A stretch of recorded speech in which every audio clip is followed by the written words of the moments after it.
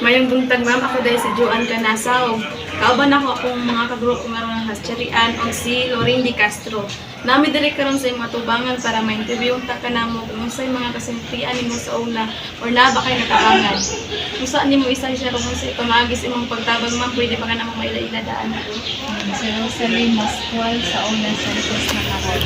So, naatay mi diri sa tubangan ni Ma'am Rosalie aron sa pagpangutanan niya isi sa mga kasinatian sa pagtabang isip usa ka dito sa komunidad. Okay. Sige. So, una-una, kung pagtabang man ang sa unang panahon, no?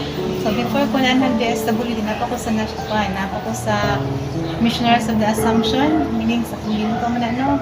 So, among target ato last katong panahon na mga lumad ko ang community, so, organizing, ano sila mga katungod, pagpasabot, then panghawan ako dito, niabot ka sa non-government organization, NGO, diya sa Pagadian City, gawag siya kalambuan. So, ang naging trabaho ko na muna po na ito, pagtabang ihapon.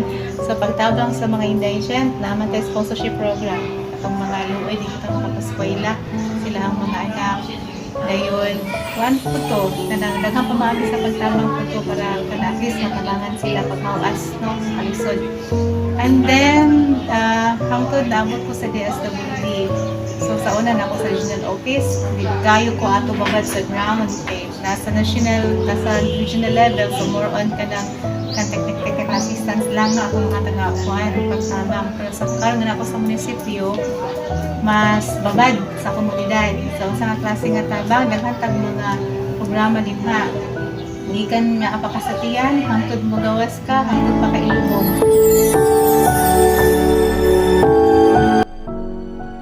Kada nga pagtabang ang klase, may kagikasab ka ng napasatiyan, ang bata mismo atong protektahan niya na kana dapat bawalan ito ng abuso. Nakasatiyan ng bata, dapat diha pa lang ang imahan na daan sa ginikanan. Kung na pang abuso, pwede ka na itong reklamuhan. And then, pagawas, dapat ang karapatan sa mga bata, ilahan na i-promote, no? Madaghan ka mga bata ipang rescue. Labi-labi na ka itong mga ipang abuso sa ginikanan. Naghan kayo things karon mga ipang rape ng mga bata. So, ako na ginatabangan para ma-empowered ang biktima mismo. Aron nga sila mo fight sila ang katungod, isip ipang abusuhan. And then, lain pa nga mga pagi sa pagtabang, kanang pang rescue sa mga bata na nardidan kasagaran. Di lang po diha sa mga victim, pati po sa mga bata na nakasala sa balaod. Basta bata, tabangan ginapon. Natagaan man sila tsansa nga mabago. Eh, kung normal ka nga balaod, dapat pisuan kung nakasala, no? Kung mga linggang. Pero sa bata, basta bata na gani ang hintungdan, taga siya tsansa. Pwede kang mabago din sa pisuhan. Kung dili ato siya sa rehab, depende sa edad sa bata. Or, kung mga bubo lang iya ang ipasabot na pili sa barangay na level, mapagtabang sa laang community. Tabang ko ng community kung mapapula siya.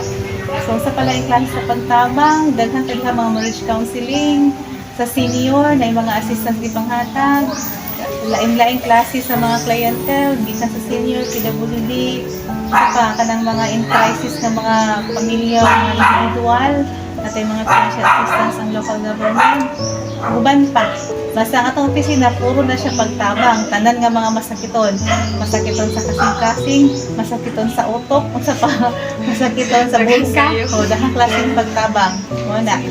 So, mao kini ang iyang kasinatian bahin sa iyang natabang mga daghang tawo. So, ma'am, unsa imong gibati nga nakatabang maka sa daghang tawo?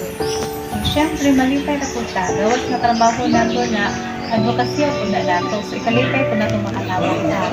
Sama itong pag-rescue sa Marawi. Itong pag-atos sa Marawi, naduhan na to. Itong first pag-ato na mo sa Marawi City, nato yung mag-traffic dito ba? Traffic ng mga bata. So, giyatuan na to dito para ma-rescue sila. Gawas itong giyatuan, itong nianggi nga dahil may Marawi nga, ma'am. Malipay ta, nga nakatabang ka sa lahat. Sige, salamat ma'am.